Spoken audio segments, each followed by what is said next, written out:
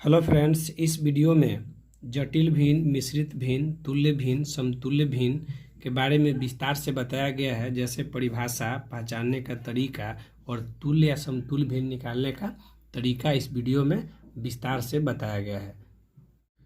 अब नंबर 1 देखते हैं, समतुल्य या तुल्य भिन्न।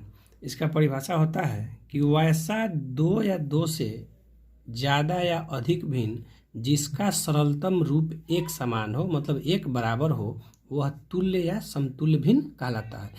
जैसे एक भिन्न नहीं, हमेशा दो या दो से ज़्यादा भिन्न होगा तभी उसको हम एक समान कर सकते हैं। एक भिन्न होगा तो किसके बराबर करेंगे, यह कन्फर्म नहीं हो पाएगा। इसलिए परिभाषा होता है कि दो या दो से अधिक कोई भी भिन्न जिसका सरलतम रूप एक समान हो। जैसे एग्जाम्पल में दिया है 4/6, 8/12, 12/18, 16/24। यहाँ एक से ज़्यादा भिन्न है, यानी कम से कम दो, नहीं तो दो से ज़्यादा। अब इसको हम चेक करेंगे, सरलतम रूप कह रहा है। सरलतम रूप का मतलब होता है कि सबसे छोटा, काट कर उसको छोटा करना। तो इसको यदि हम कटिंग करेंगे तो 2 से 4 2 बार में और 6 कटेगा 3 बार में। अब यहाँ बच गया मेरे पास 2/3।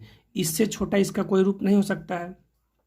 अब फिर है 8/12। यदि इसको हम काटे 4 से तो 2 बार में और यह कटेगा 3 बार में, तो यहाँ भी बच रहा है मेरा 2/3। इससे छोटा कोई रूप नहीं। अब यहाँ 12 को 6 से काटेंगे 2 बार में और 18 को 6 से काटेंगे 3 बार में, यहाँ भी मेरा 2/3 आया। यहाँ 16 है तो 8 से यदि काटे तो 2 बार में और 24 हो गया 3 बार में, यह भी 2/3 आया। कहने का मतलब दो ले या दो से ज़्यादा भिन्न हो, सबका सरलतम रूप मतलब काटने के बाद, छोटा करने के बाद एक समान आना चाहिए। जैसे 4/6 का भी सरलतम रूप 2/3 हुआ, 8/12 का भी सरलतम रूप 2/3 हुआ और 12/18 है, इसका भी सरलतम रूप 2/3 ही है। यहाँ 16/24 है, इसका भी सरलतम रूप 2/3 ही है। तो जब कभी दो या दो से ज़्यादा कोई भिन्न हो, उसको काटने के बाद यदि सब एक समान होता है तो वह तुल्य या समतुल्य भिन्न कहलाता है। और यही इस भिन्न का पहचानने का तरीका है कि हमेशा दो या दो से अधिक भिन्न जब भी दिया रहे उसको काट कर हम चेक कर लेंगे। यदि उसका मान एक समान आता है तो वह भिन्न हमेशा समतुल्य या तुल्य भिन्न होगा। पहचानने का भी यही एक तरीका है इसका। अब तुल्य या समतुल्य भिन्न निकालना सीखेंगे। इसका रूल होता है कि जब किसी भी भिन्न के अंश और हर में एक ही संख्या से गुना कर दे तो उसका वह तुल्य भिन्न या समतुल्य भिन्न निकल जाता है।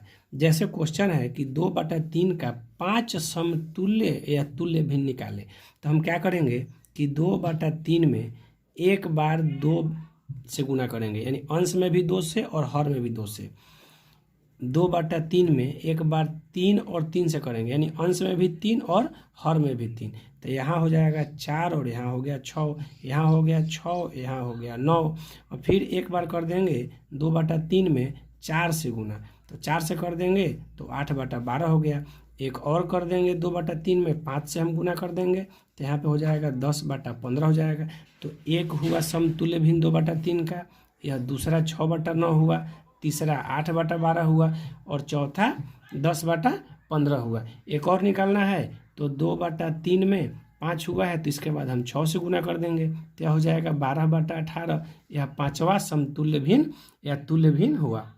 जब भी कोई भिन्न दिया रहे उसका समतुल्य या तुल्य भिन्न निकालना हो तो उसमें 2 से, 3 से, 4 से, 5 से, 6 से अंश और हर दोनों में एक ही अंक से गुना करेंगे। जो संख्या आएगा वही मेरा तुल्य या समतुल्य भिन्न होगा। अब जटिल या मिश्रित भिन्न के बारे में जानेंगे।